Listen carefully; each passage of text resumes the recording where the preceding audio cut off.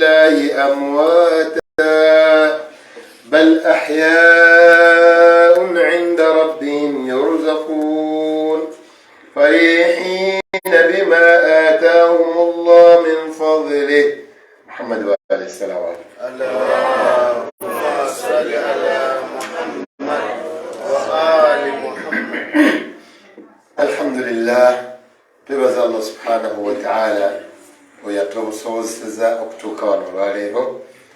Olwaleero ennaku z'omwezi ziri 15 omwezi ogwokubiri ogwa February 2024 naye olwaleero ziri 24 Rajabu.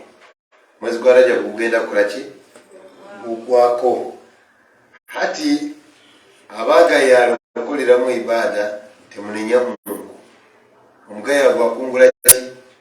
Akungula siri. Ne mujjana bwe tutyo waliwo abagenda okugamba nti ninda akonkoleze ati bwe tutyo ku nsi bwe twatawaananga. Eyalannamanga agenda kungula kulannama, eyatewaananga agenda kuganyulwa mu kutawaana kwe. 24 mwezi ogwa Rajabu. Omwezi guno bwe gunaggwako tugenda kuyingira mu Shaaban. Naye mu mwezi guno tulinamu emikolo gye tugenda okubeerako fano n'olwaleero. Enkya nga 16 Sululokuna tujja kubeera ntoko mail ne tugenda kwogera ku muzira w'obusiraamu. Abasinga obungi baba bamusomesako ng'omukafiri agenda okuyingira muliro. Naye ng'ate bwe tutulya mu Qur'an, tusoma Qur'an, ye mukkiriza eyasiraamuka n'ayingira obusiraamu n'abonabonera olw'obusiraamu ye Hadrat Abi Talib. Hadrat Abi Talib salaamullahi alayhi.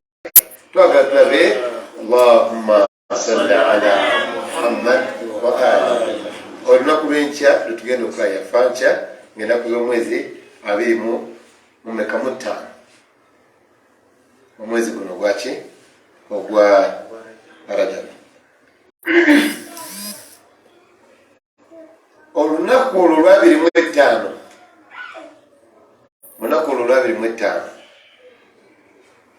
mujjukire luba lutandika otutwala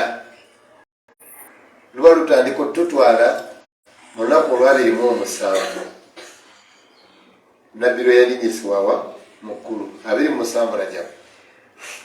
Nga 26 tujja kwogera lunaku olwokutaano, tujja kubeera wano inshallah twogere ku kulinnya kwa nabbi mu ggulu.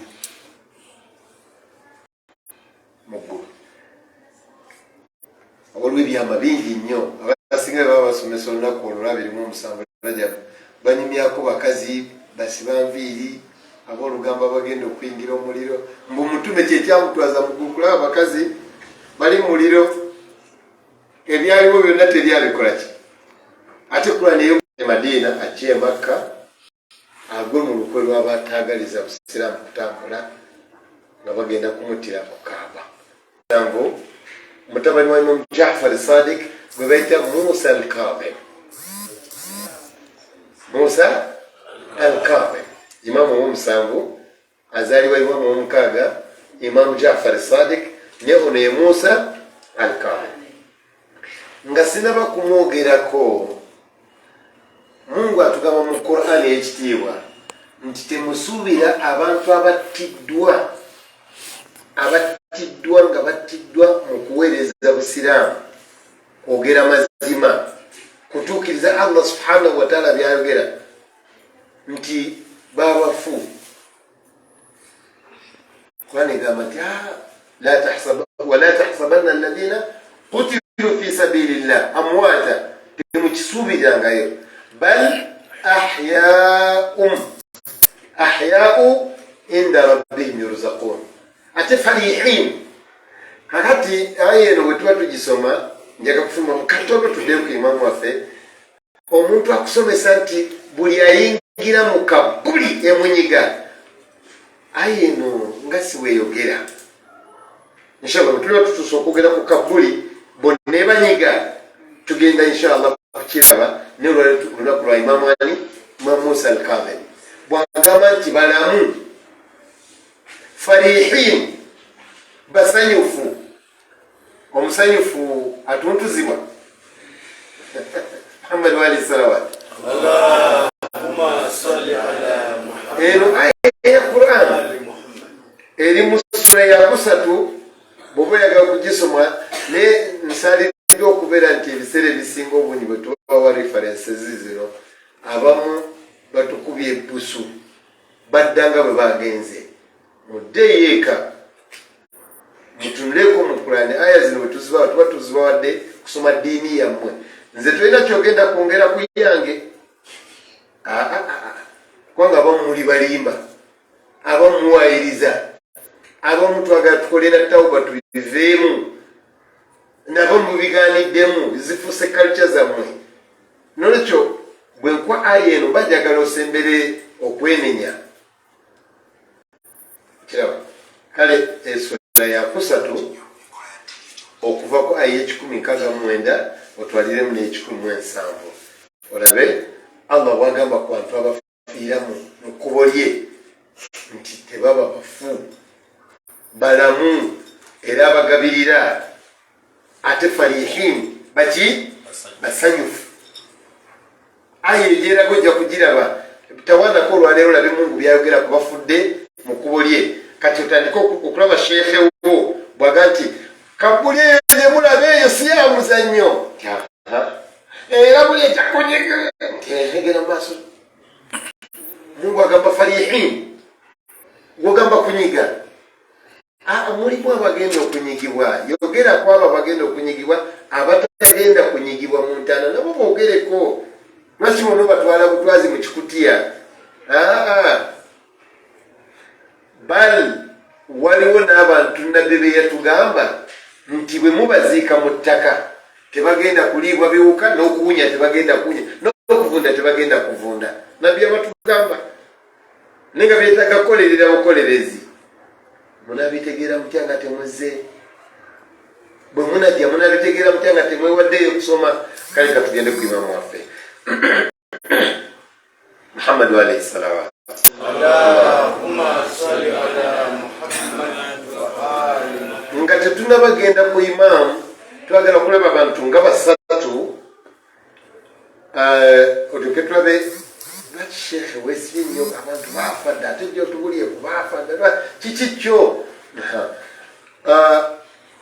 buli lwonna lwogamba ngenda kuweereza Allah buli lwonna lwogamba ngenda kuweereza Allah subhanahu wa ta'ala wateekwa okubeerawo oludda olutaagala okikole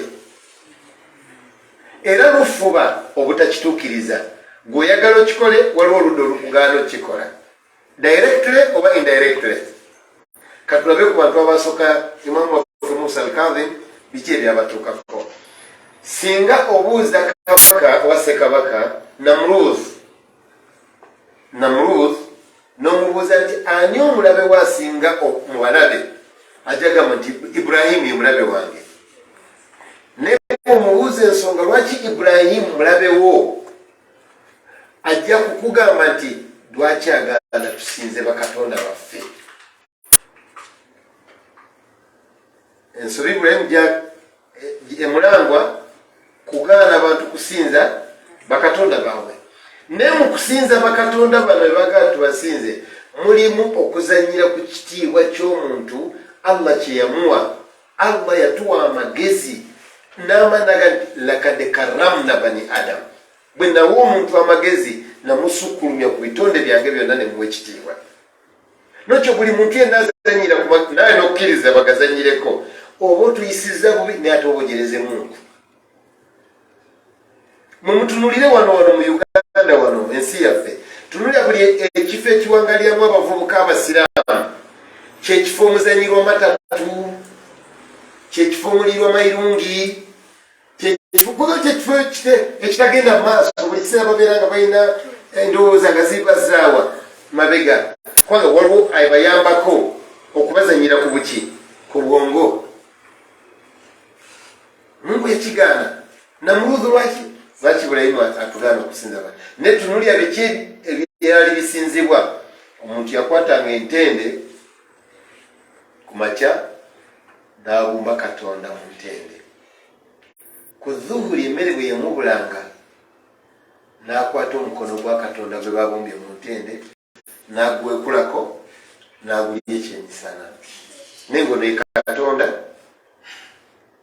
yamutonda mbu era ajja kuva wano ajja amugee nti ayi katonda hubal mpe ekintu gundi amagezi. Nawe ne bakuteekateeka nti okusabiriza, okusaba si kibi, okusaba kirungi, ne okusabiriza, begging, asking and requesting, ekyo si kibi, ne begging and you become beggar. Obusiraamu bukigaanira dda kutukubiriza genda kukola, naye omuntu agamba nti weesibe mu kusabiriza, bamale bakuteekeko n'erinnya nti oyo beggar. Ekyo obusiraamu bukigaana.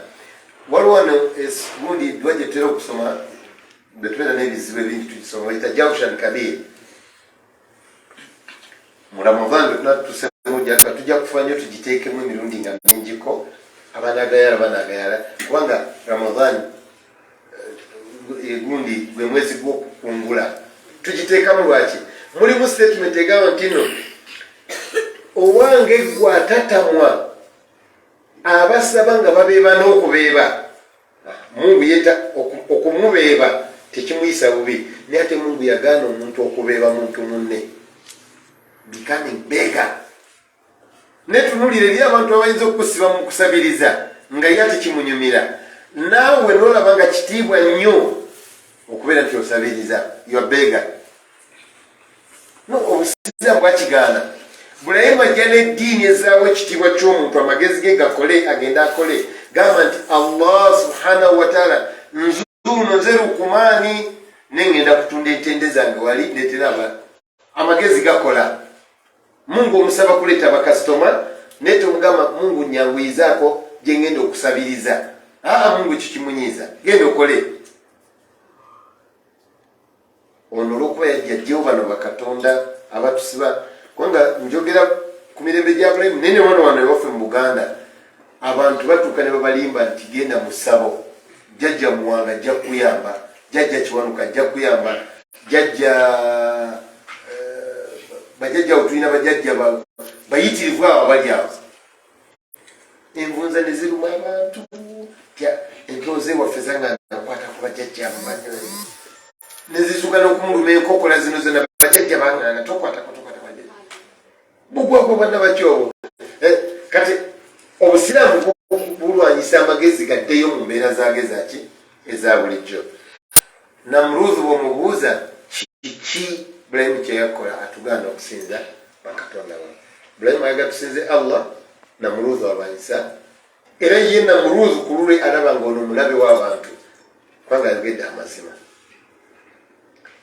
Bwato kiki ekyamusalirwa Ibrahim? Bamusalira kumukumira muliro bamusuule mu muliro. Allah agamba atya, kunu bardan ya naaru, muliro gwe kunu bardan beera mirembe, kuni barda beera mirembe, beera bunyogovu. Naye obunyogovu singa agusaba bwatyo kulya gwandi mukozesa, naye yayongerako nekiga wasalaama, beera obunyogovu bwaki obw'emirembe. Kuni bardatan wasalaama. Ne bakasuka Ibrahim bagenda okutunda nga Ibrahim mumulira akyakalimba bukyakalimbi addamu bwaddamuli. Ono yali muweereza wa Allah, Namruuzi muweereza wa Shaitani. Aweereza Shaitani tasobola kuwangula bw'oba weewaddeyo okwera mukwano gwani wa Allah subhanahu wa ta'ala. Owokubiri ye Musa alayhi salam. Musa alayhi salam singa obuuza Firauni omulabe wo ow'oku ntikko yaani, atega Musa. Ne obulabe bwa Musa buvaawo eri Firauna kubanga agambye Musa okutuntuza abantu n'otta abantu abatalina musango, abakazi n'oba kikyamu takyagala, tottanga tobbanga. Musa akoze ensobi oluganda abantu okubba okutta n'ebintu ebyekikanga ekyo. Musa n'aba mubi era ekibonero ki attibwe bamunonye bamutte.